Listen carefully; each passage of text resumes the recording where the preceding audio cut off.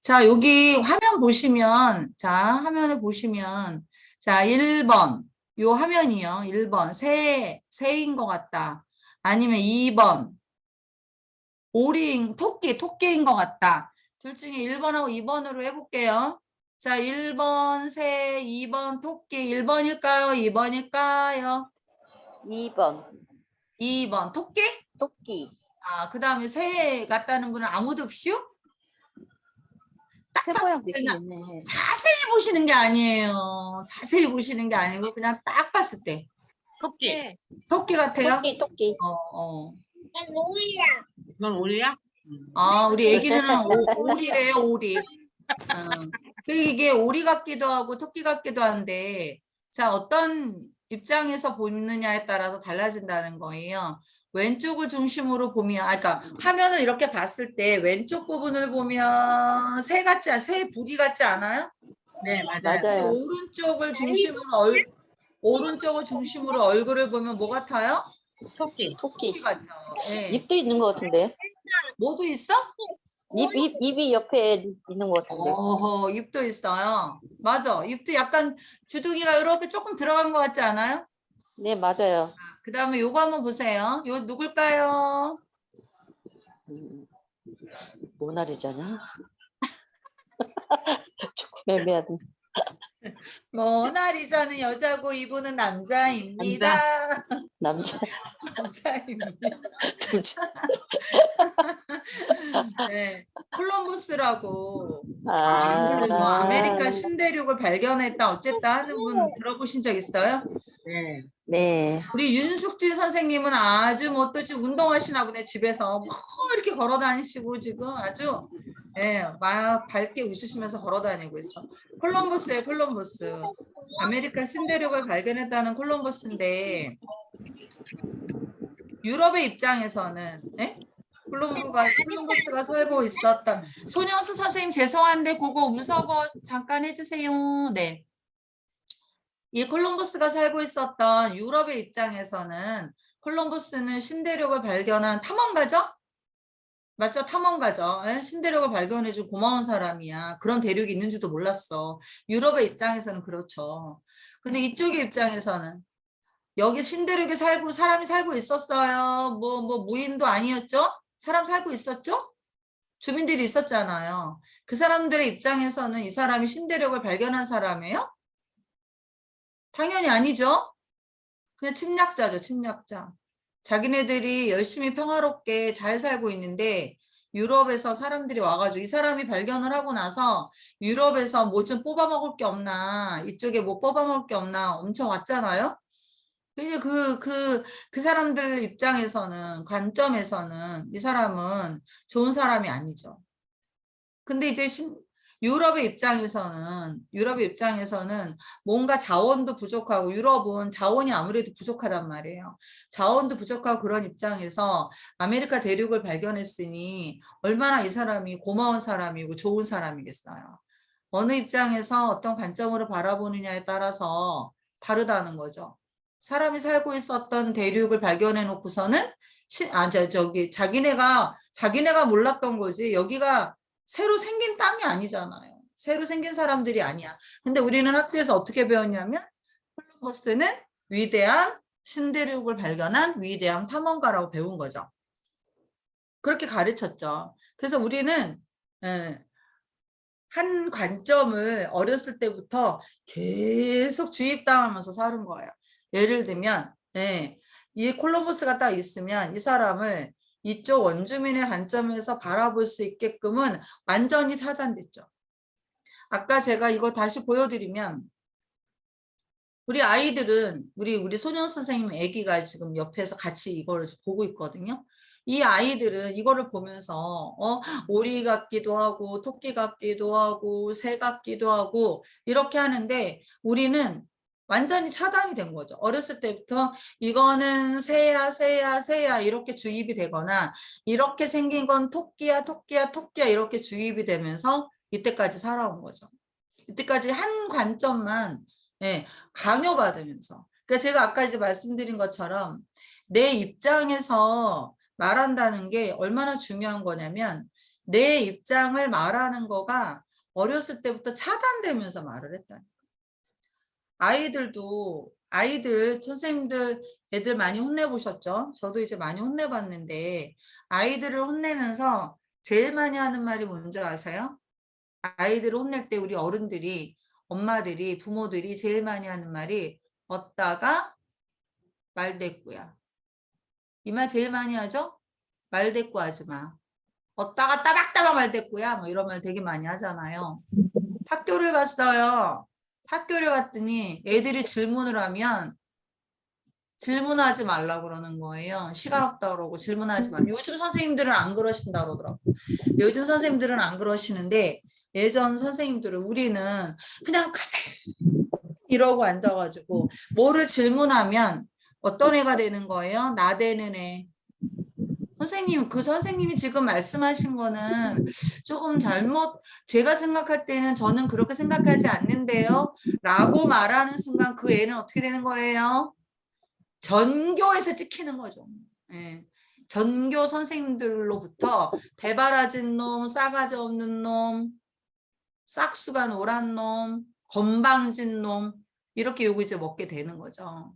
그래서 이렇게 어렸을 때부터 그냥 그래서 우리가 올바른 관점을 가지고 세상을 살아가야 하는데 올바른 관점을 가지고 살아갈 수가 없게 이제 어렸을 때부터 그렇게 길들여진 거죠. 집에서도 길들여지고 말대꾸하면 안 되고 어른이 말하면 다 들어야 하고 또 그리고 이제 직장을 가면 직장 상사가 말하는 대로 다 들어야 하고 그러니까 학교를 가면 선생님이 말하는 대로 다 들어야 하고 선생님이 말하는 것에 대해서 비판할 수 없고 반대할 수 없고 반대 의견을 낼 수 없고 저는 그렇게는 못하겠습니다. 저는 그렇게는 저는 선생님의 생각이 잘못됐다고 생각합니다라는 거를 단 한마디도 초등학교 6년, 중고등학교 6년, 12년을 다니는 동안에 저는 단 한 번도 그런 말을 해본 적이 없다는 거죠. 그리고 직장을 들어갔어. 학교를 졸업하고. 그랬더니 학교 가서는 또, 직장 가서는 또 누구 말을 들어야 되는 거예요? 또 이제 직장 상사 말만 들어야 되는 거죠. 직장 상사가 얘기를 하면 직장 상사의 그 말이 뭐가 되는 거예요? 그냥 다 그대로 복종을 또 해야 되는 거죠. 과장님, 부장님, 사장님, 교장 선생님, 행정실장님, 선생님 그거 잘못됐습니다. 저는 그렇게 생각하지 않습니다. 이거 못하는 거죠. 그 왜 못하냐면 내 입장과 내 관점을 가질 수 없게끔 어렸을 때부터 이렇게 길들여 와서 그런 건 거죠. 그러면 이제 우리 여성들이 주체적인 삶을 사는 게 사실은 남자들이 주체적인 삶을 사는 것보다 더 어렵다고 그래요. 그런 얘기 들어보셨을 거예요. 남자도 한 인간이 주체적인 삶을 사는 거는 되게 어렵죠. 진짜 뼈 깎는 고통 속에서 훈련을 해야 되는 거죠. 인간이 인간으로서 인간답게 잘 산다는 거는 쉬운 일이 아니에요. 그거는 정말 노력해야 되는 일인데 남자와 여자를 놓고 봤을 때 여성이 주체적으로 사는 게 더 어렵다고 그래요. 노인이 주체적으로 사는 게 더 어렵다고 그래요. 선생님들은 물론 아직은 노인은 아니지만 이제 곧 노인이 죄송합니다 이렇게 말해서 이제 곧 노인이 되실 텐데 노인이 되면 더 주체적이지 못해요. 누구한테 의존해요? 당연히 자식한테 의존하죠. 자식의 말이라면 그냥 또 네 맘대로 해. 네가 하고 싶은 대로 해. 자식한테 의존하면서 나의 주체는 없는 거야. 내 삶 속에서 없어. 어렸을 때는 부모한테 의존하고 학교 가서는 선생님 말에 복종하고 직장 가서는 직장 상사한테 불복하고 그 다음에 내가 노인이 돼서 정년퇴직하고 노인이 돼서는 자식에게 의존해서 내 삶은 전체적으로 인생 전체를 놓고 보면 70년이라고 하면 언제 주체적으로 사냐 이런 건 거죠. 근데 우리가 할 수 있다는 거죠. 내 입장을 갖고 내 관점을 가지고 비판하고 잘못된 건 잘못된 거라고 하고 주체적인 삶을 사는 거는 할 수 없냐 그럼 있냐? 할 수 있어요. 어떻게 할 수 있냐면 훈련을 통해서 할 수 있어요. 완전 훈련하셔야 돼요. 완전 훈련.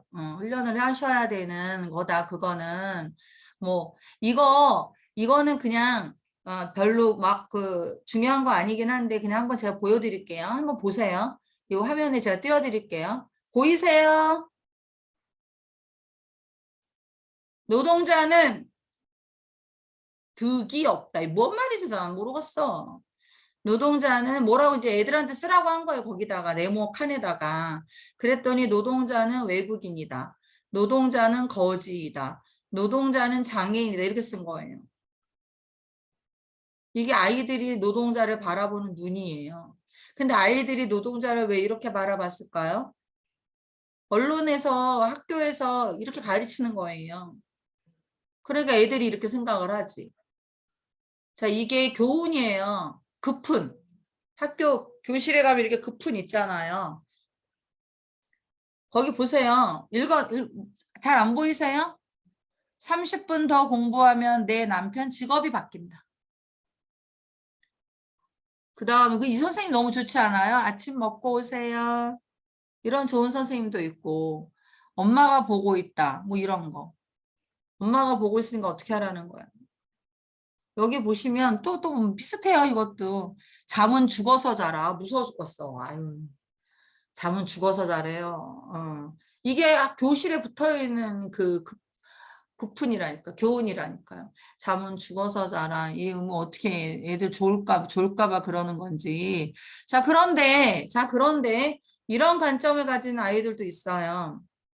이게 왼쪽이 보면 아까 그 아이잖아요. 노동자는 거지이다. 이게 이제 어떤 아이들이 이렇게 썼다 그랬잖아요. 그런데 오른쪽에 한번 보세요. 밥 안 준다. 원망 말고 파업 이유 관심 갖자.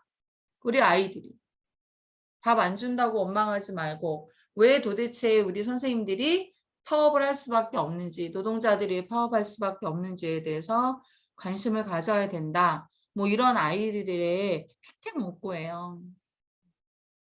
신기하잖아요. 우리가 파업을 할 때, 우리가 파업을 하게 되면 선생님들 여기 뭐 정년퇴직하기 전에 나는 노동자 활동하면서 한 번 정도는 파업에 나가봤다, 뭐 몇 번 나가봤다 이러신 분이 있을 텐데요. 파업을 나갔을 때 혹시 정말 그런 거 보시면 안 되는데 앞으로도 보지 마세요. 댓글이 있어, 댓글. 우리가 이제 파업했다라는 기사가 나가잖아요. 기사가 나가면 그 파업했다는 기사의 밑에 댓글이 붙어요. 그 댓글이 얼마나 악성 댓글이 많이 붙는지 몰라요. 완전히 정말 상처받는 댓글들이죠. 완전히 상처받는 댓글들이 쭉 올라와요. 그런데 이런 아이들도 있다는 거죠. 같은 파업을 보면서 예를 들면 지하철 공사가 파업을 해요. 그러면 뭐라 그래요? 시민의 발을 볼모로 잡고, 이 말을 꼭 쓰죠. 그 다음에 급식 노동자가 파업을 하면 뭐라 그래요? 아이들의 밥을 볼모로 잡고, 또 이렇게 얘기를 한다는 거죠. 왜? 들어오시면 안 돼요. 그 다음에 문 좀 닫아주세요. 그 다음에 이제 그렇게 하시는 거죠. 그러면은 우리 지하철 노동자들이나 우리 학교 공무직은 어떻게 언제 우리의 주장을 파업이 아닌 다른 걸로 어떻게 표현할 수 있으며 그렇잖아요. 그런데 지하철 공사가 파업을 할 때도 그 다음에 우리 급식 노동자들이 파업을 할 때도 그렇지 않은 관점을 보여주는 사람들이 있어요. 없지 않아요. 제가 지금도 보여드렸지만 우리 예전에 18년도가 19년도에 파업을 하는데 어떤 학교 교장 선생님이 교직원들한테 돈을 다 걷었대요. 우리 광화문에 파업 가시는데 우리 19년도에 광화문에서 파업 집회했거든요. 그래가지고 돈을 걷어가지고 금일봉처럼 이렇게 봉투에다 넣어가지고 광화문에 간다고 하니까 그때 7월 1, 2, 3인가 같은 파업이었거든요. 광화문에 간다고 하니까 교사들이 돈을 걷어가지고 교장 선생님 이하 교사들이 돈을 걷어서 갔다 오시라고 잘 조심해서 다녀오시고 가서 뭐 맛있는 거 사드시라고 하면서 20만 원을 이렇게 봉투에다 넣어서 돈을 줬다는 거예요. 거기서 그 학교에 그때 5명인가가 파업에 나간 학교였거든요. 그런 교장 선생님도 계시더라고요. 그러면 관점이 훈련인 게 맞죠? 관점이라는 게 내가 노동자면 노동자의 관점을 갖고 자본가이면 자본가의 관점을 갖고 교장 선생님이면 교장 선생님의 관점을 갖는 게 아니라는 거예요. 아니라는 거.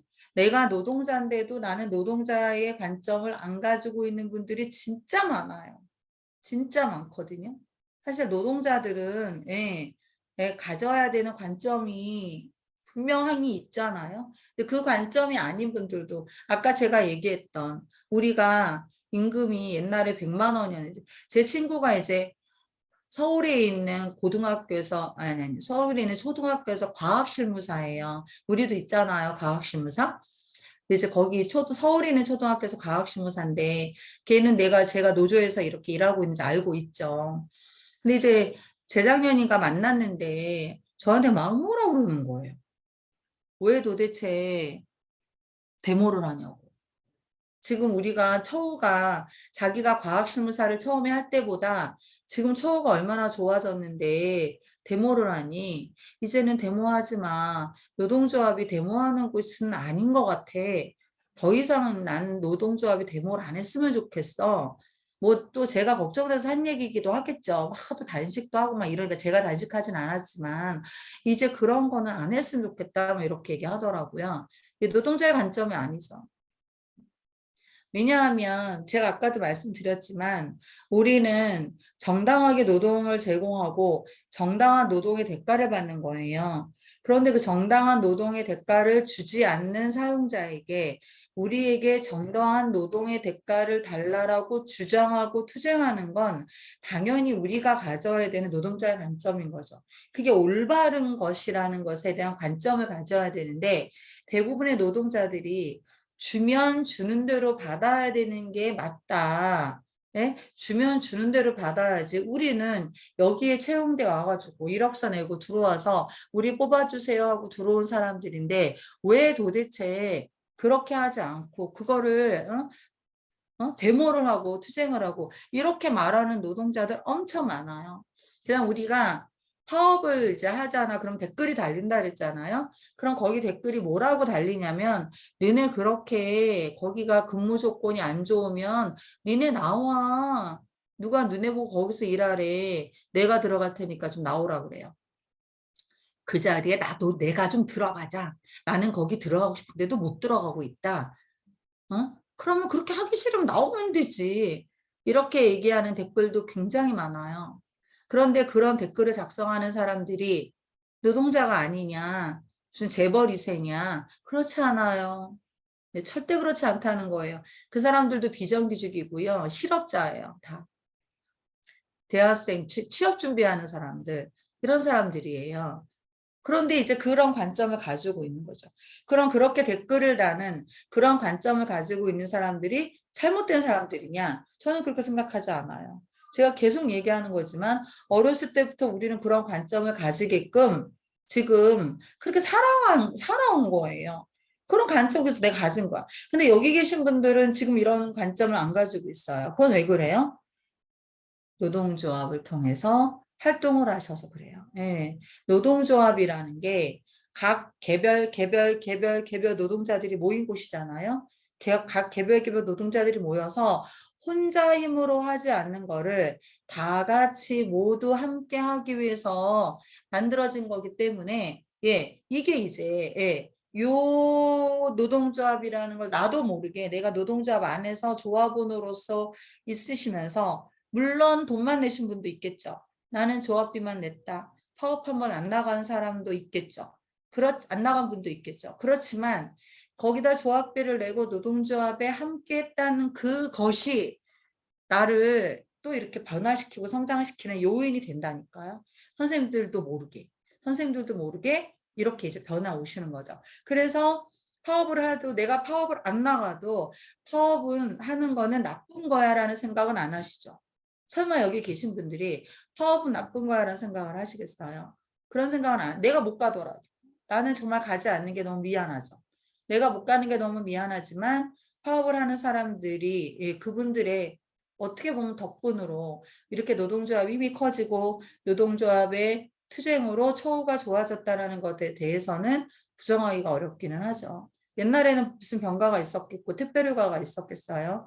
그다음에 임금 인상을 무슨 내가 교장하고 단판을 져서 교육감이랑 단판을 져가지고 10원 하나 임금을 올릴 수 있습니까? 없어요.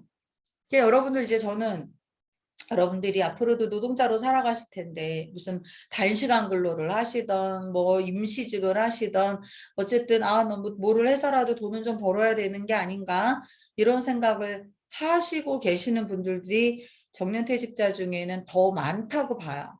아니 이제부터 죽는 날까지 9월 1일부터 죽는 날까지 절대로 일은 안 할 거야 라고 생각하시는 분이 몇 분이나 되겠어요. 나는 무슨 일이든 주어지는 일이 있으면 무슨 일이든 해봐야지 라고 생각하실 거예요, 분명히. 그러면 한번 해보세요. 한번 해보면 노동자 개인이 사용자와 임금을 내 임금을 10,000원을 올리고 10만 원을 올리고 100만 원을 올리는 게 얼마나 어려운 일인지를 완전히 절감하시게 될 거예요. 대부분은 주는 대로 받죠. 주는 대로. 우리 대부분의 노동자들은. 그런데 노동자의 관점을 가지고 있는 한 사람 한 사람은 노동자의 관점이 아직은 아니야. 우리는 미숙해 다. 저도 마찬가지고요.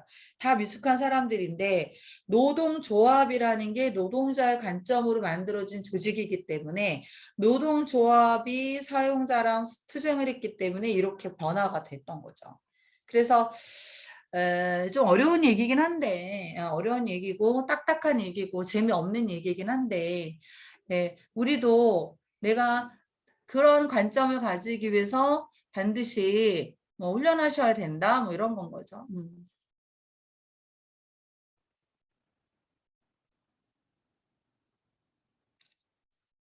자, 제가 한번 읽어볼게요.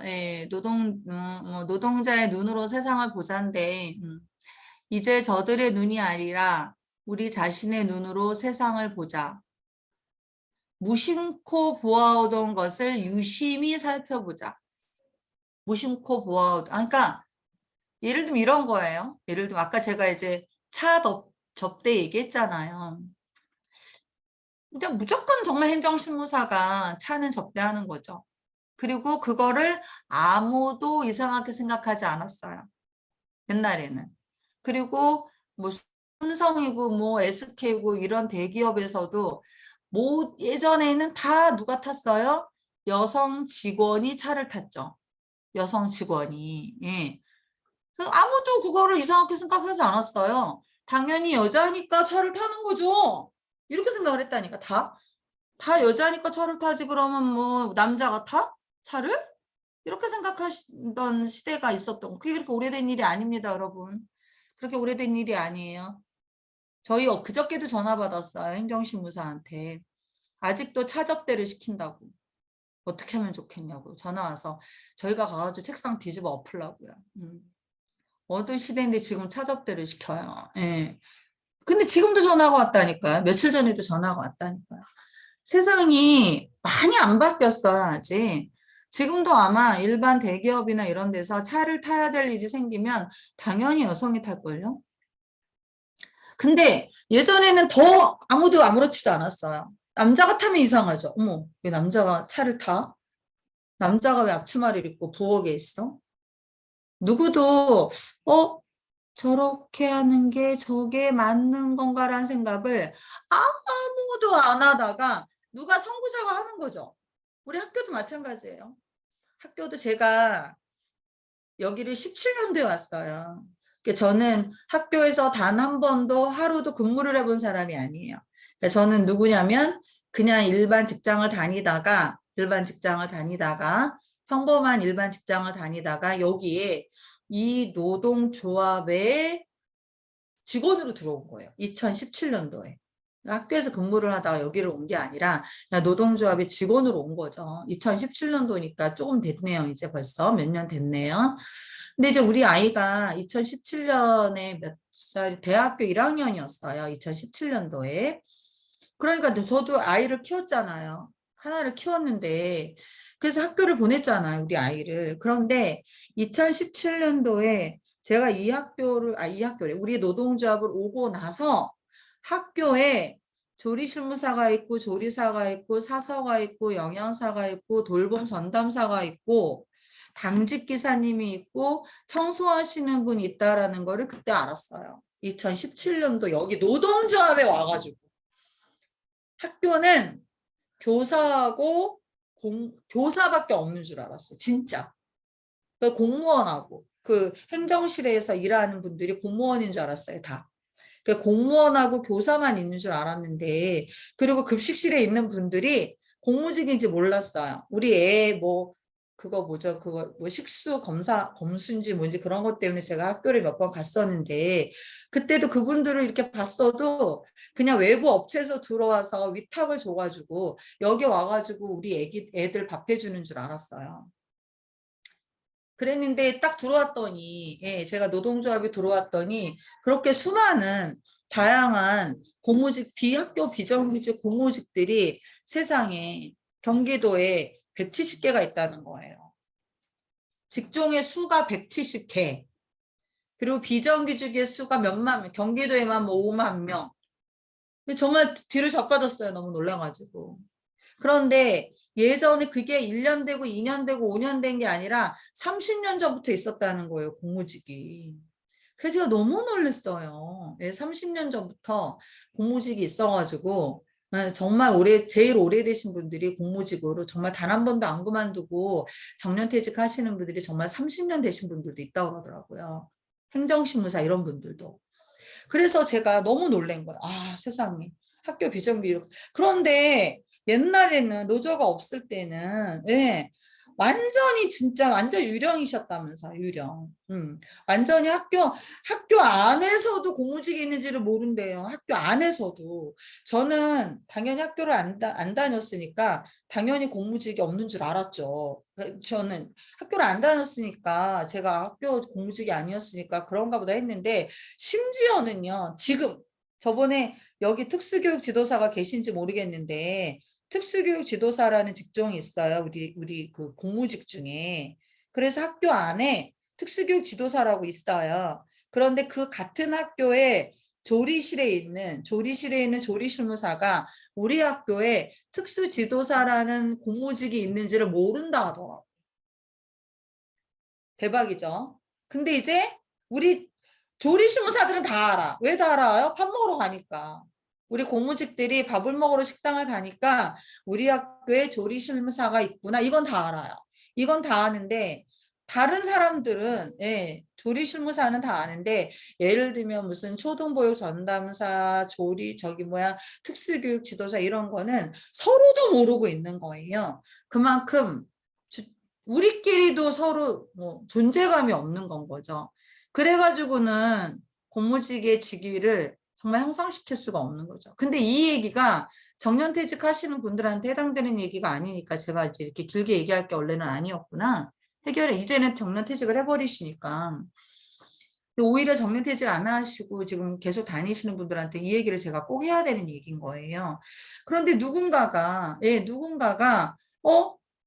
여기 학교에서 일하는 사람들도 노동자인데 이 생각을 누군가가 했겠죠. 그냥 당연하게 보다가 우리도 노동자고 우리도 노동조합을 만들 수 있고 우리 행정실무사는 행정실무사의 일을 하기 위해서 들어왔고 조리실무사는 조리실무사 일을 하기 들어왔는데 왜 도대체 그런 잔심부름을 시키고 교장 선생님이 사적 심부름을 시키고 자기 개인적인 일을 우리한테 심부름을 시키고 이거는 부당한 거 아닌가라는 생각을 누군가가 했겠죠. 그 사람이 그런 비판 생각을 한 거죠. 그러면서 노조를 만들고 그랬었던 것 같아요. 그래서 이 부분이 이제 그 부분이죠. 당연하다고 생각했던 거를 의심해보자 이런 거죠. 이건 당연한 게 아닐 수 있어. 하나만 더 사례를 들을게요. 선생님들 병가 가시고 휴가 가시면 갔다 와가지고 교장 선생님한테 인사하는 학교가 있더라고요. 내가 연차휴가 갔다 와가지고 감사하다고. 그 교장 선생님이 보내주신 거 아니에요. 연차휴가는 법에 나와 있는 거예요. 물론 뭐 인사할 수는 있어요. 인사할 수는 있는데 내가 자발적으로다가 인사할 수는 있죠. 그런데 어느 학교는 반드시 시킨대. 병가 갈 때도 교장 선생님한테 가가지고 저 병가 좀 갔다 오겠습니다. 갔다 와가지고는 정말 덕분에 잘 갔다 왔습니다. 반드시 그렇게 인사말을 해야 된다고 시킨다고 하더라고요. 근데 이거 의심해본 노동자가 있었던 거예요. 이걸 왜? 이걸 우리가 하는 게 이렇게 인사하는 게 이게 맞는 거야? 라고 해서 그거를 고친 거예요. 그 학교가 정말 십몇 년을 그런 전통으로 있었는데 어떤 선생님 한 명이 의심한 거죠. 이거 이렇게 맞는 건가? 이게 왜 우리가 이렇게 인사를 해야 되지? 이런 인사를 왜 내가 해야 되는 거지? 왜냐하면 교장 선생님은 병가 갔다 와가지고 우리한테 인사 안 하잖아요. 네. 그러니까 교장 선생님이 직급이 높고 나이가 많다고 해가지고 그걸 우리가 이 공무직이 이걸 갔다 온 다음에 공무직은 이렇게 인사를 해야 된다는 거를 의심을 한 거죠. 그건 우리를 너무 우리가 좀 너무 무슨 조선시대도 아니고 왜 이래야 되는 거야? 그래서 그 학교는 고쳤어요. 지금 인사 안 해요. 그걸 얘기했어요 교장 선생님한테. 그래도 교장 선생님이 하지 마셔라. 예, 나도 불편하다. 안 오시는 게 나도 좋다. 그러니까 교장 선생님이 그걸 바랬던 게 아니라 중간에 행정실장이 아부하려고 이제 그렇게 했던 거죠. 그래서 주변에 당연하다고 생각하는 거 의심해 보시고 내가 지금부터는 뭐 예를 들면 여러분들이 정년퇴직하고 나서 노동자로서의 삶을 안 사실 수 있어요. 그렇지만 내가 여성으로서, 엄마로서, 한 사람의 주체로서, 그리고 노동자로서 주체적인 삶을 살기를 바라는 마음에서 관점이라는 거는요, 내가 만드는 거다. 누가 나한테 주입하는 게 아니라 내가 관점을 만들어서 살아갈 수가 있는 거다라는 의미로 말씀을 드렸습니다. 자, 저는 여기까지 하고, 이따가 잠깐 다시 들어오기는 할 건데요. 저는 여기까지 하고 다음 강사님은 다른 분이고 정년퇴직 이후에 어떤 삶을 살아야 하느냐, 살아갈까 뭐 이런 것에 대한 아주 구체적인 팁을 주실 거예요. 그리고 그분이 실제로 정년퇴직 하신 여러분들의 선배님이에요. 정년퇴직 하신 분이에요. 저희 공무직 노조에 계시다가 정년퇴직 하신 분이기 때문에 지금 정년퇴직 이후에 어떤 삶을 살고 있는지 한번 잘 들어보세요. 실제로 여러분들이 더 눈을 반짝반짝하면서 들으실 수 있는 내용이 아닐까 싶습니다. 지금까지 얘기 들어줘서 감사하고 이따가 인사를 할 기회가 있을지는 모르겠지만 인사할 기회가 없을 수도 있으니까 인사를 드리면 그동안 너무너무 애쓰셨습니다. 너무 고생 많으셨고 지금까지 살아왔던 삶보다 더 훨씬 좋은 길을 가실 수 있게끔 저희 노동조합이 앞으로도 힘이 되어 드릴 테니까 언제든지 노동조합을 찾아주시기 바랍니다. 여러분들 그동안 너무 고생하셨습니다. 자, 3시까지 쉬시고 3시에